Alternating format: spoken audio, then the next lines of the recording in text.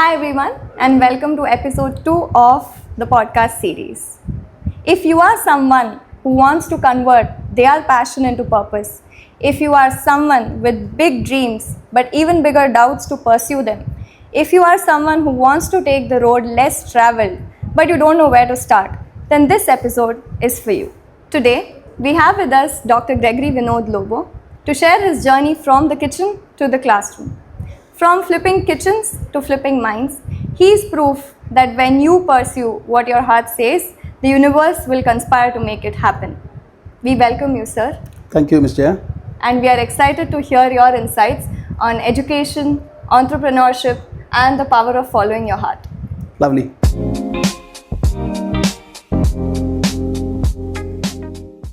So how was your transition from the kitchen to the classroom?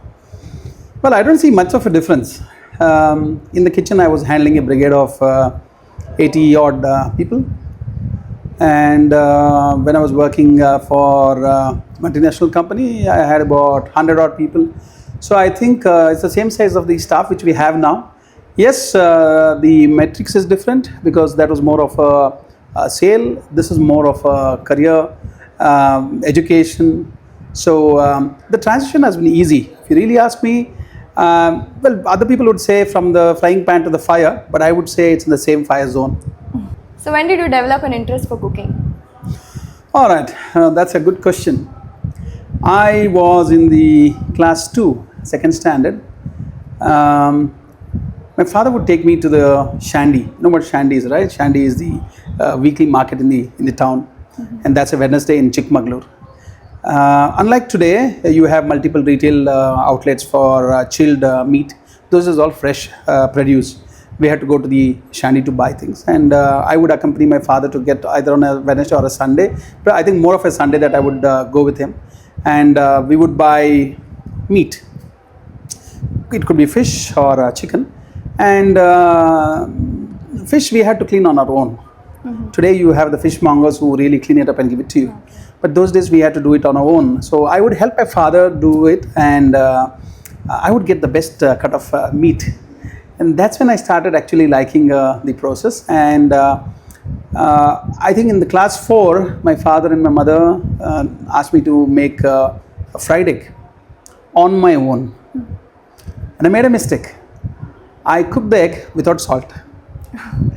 And then my dad asked me to eat it. And then I realized, oh my God, this is the mistake I made.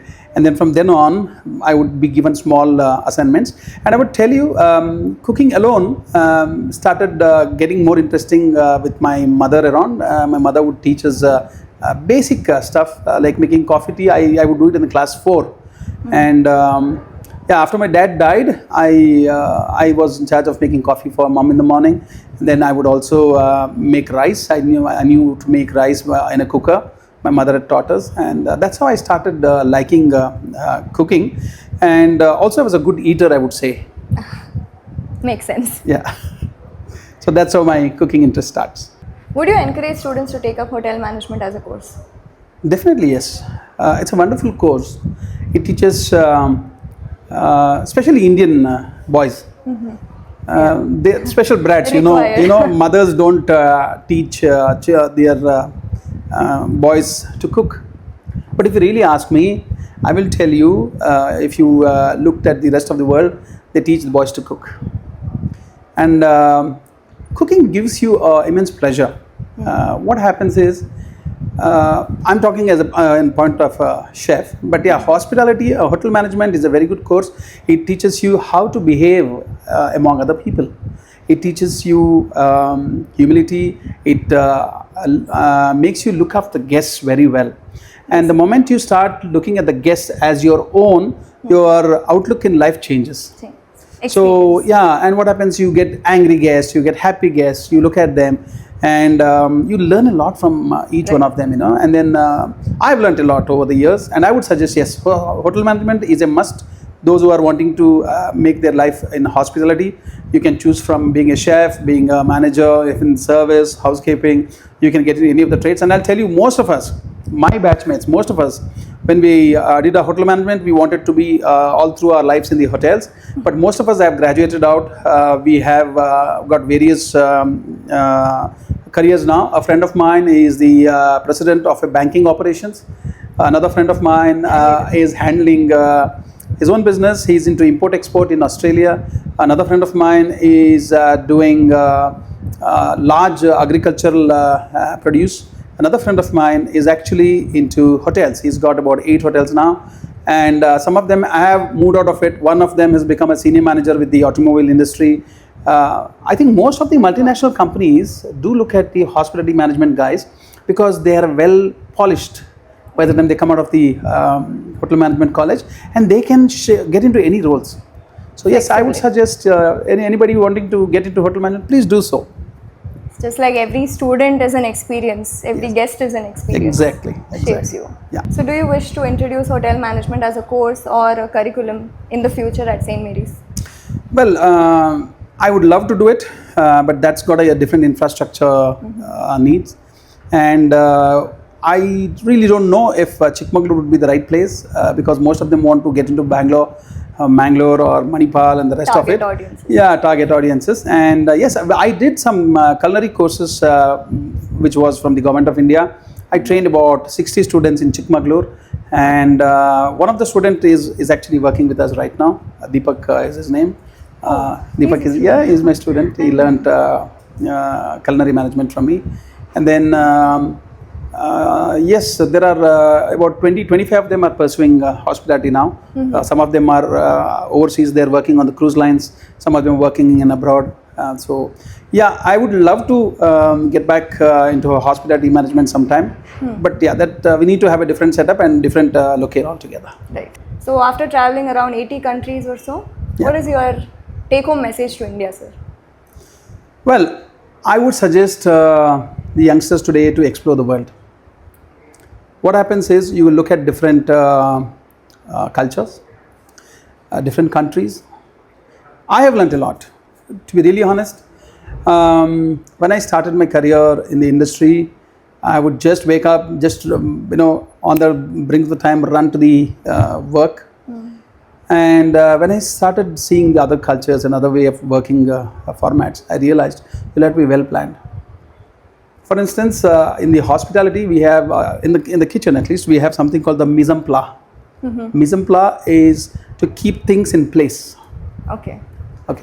So that you prep up the kitchen as per the orders or you're anticipating business. So that is in life which is taught us. So I do a lot of mise en place. I plan my days, I plan my weeks, I plan my month much ahead pre-plan much ahead in advance. And yes, my 88 country travel, which I was telling you, has taught me a lot. And I was also on a cruise line in between. So you work with different nationalities. And learn. So the moment you start working with different nationalities, you look at them. How do they work? I've seen Italians, I've seen Germans. Germans don't waste time. They come on time, they finish their work, they're up to their business. I say, boss, I'm done. Anything else, you let me know. I've got half an hour to spare. Oh. But Indians, we say, I have finished my work, but then I can work another hour extra, or you turn up late and work extra and you try to cover up those 9 hours. Yeah. So that's what the cultures and the cruise lines taught me. So that is actually required by Indians because we make it at the time, not before time. Ever. Yes. So how are these food hygiene standards abroad and how can we improve here? Well, that's a good question. Actually, well, the rest of the world is actually far ahead. India, we are caught up. In fact, when I did my hotel management, when I passed off the college, we were taught hygiene as one of the subjects. And most of the 5-star hotels had got hygiene standards up. Now with a lot of multinational hotel chains coming in and the hospitality growing multi-bounds, it is imperative that all of us have to look after the hygiene levels. Right. Yes, I see street food has actually started evolving much better now. Hygiene, if you really look at India 20 years ago to what it is today, there's a lot of change. India, in fact, has banned artificial colors. I remember I had gone to a fair and I saw bright colored jalebis. And I was a kid. I was a kid. And you remember cotton candies? Right. Cotton candies were bright colors. So I would love them. And in India, we didn't have too much worry about hygiene. Going back to my childhood, we would open up any tap on the roadside, we would have water, and we would go. Today, you ask any kid, they say they want bottled water and all that. We had immunity those days, but today immunity is coming down, obviously. And yeah, hygiene. Those days, the bright colors which would attract today are all fatal. So, Government of India has banned. Government of India is doing actually a lot of good work. In fact, Government of India has got courses for street food vendors. Oh, okay. Under Ministry of Food. Upskilling them. Yeah, upskilling them. And a friend of mine has done some work in, I think, Madhya Pradesh or Bihar, training the roadside vendors about hygiene. See, hygiene has to be taught at home. Right. Begins it. I see when I look at the kids today, they take out their shorts, they throw their bags are somewhere else. You need to start building up these things and training them. Yeah, I remember my mother would tell me, wash your hands when you just come out from play. Wash your hands with soap.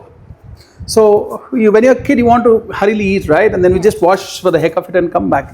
My mother said, no, you're not going to get a snack. You have to wash with soap. So I think India is now moving towards better hygiene. And today, the food processing or what food wastage we would do is all stopped. Majority we have got now cold storages. The levels have really increased. I had gone to a small outlet in Chikkamagaluru. Most of them know his name is Muki. He makes kebab. Okay. I saw him 10 years ago. I had come down from Bangalore and I saw him 10 years ago. And I was shocked. I saw he's got a cart. He only sells chicken kebabs. It's made of steel. The shop is made of steel. He uses fresh soil. No second cooking in that. Oh. He cleans his workspace every few minutes. He washes his hands every few minutes. His hygiene standards are really, really high. Hi. I don't usually eat out in too many places, but I said, boss, I'm going to come back. His packaging is beautiful. I asked him, how did you learn hygiene? He says, sir, I realized if I give you good food, you're going to come back. Come back. With good hygiene, people come back. So I've seen the street food improving, hygiene improving. Yeah, we have to teach discipline to people because the Indians are still used to getting pan and they spit in the corners and all that. And a white building will always look red in the corners wherever I've been. And then they put gods right now so that people don't spit on the corners. Yeah. So, yeah. I think 20 years ago to what it is now, we are much, much better. But we still need to train our students, teach our students about hygiene.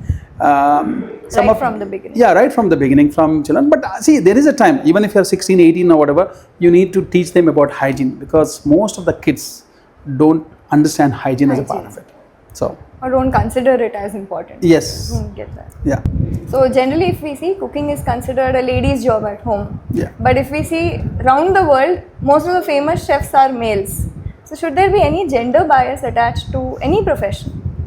I would disagree for the gender bias because I strongly believe all of us are gifted. Yeah, when I did my hotel management, there was this question which was asked in our general this one. We had female colleagues, classrooms, and we had a fierce battle. And I know we would always defend ourselves saying that men, macho, we can carry weight and all that. I have seen my classmates doing the same work as I did. They would carry vessels, heavy vessels. They would cook wonderful food. See, food cooked by a mother is always unparalleled, no matter what. Women emotionally.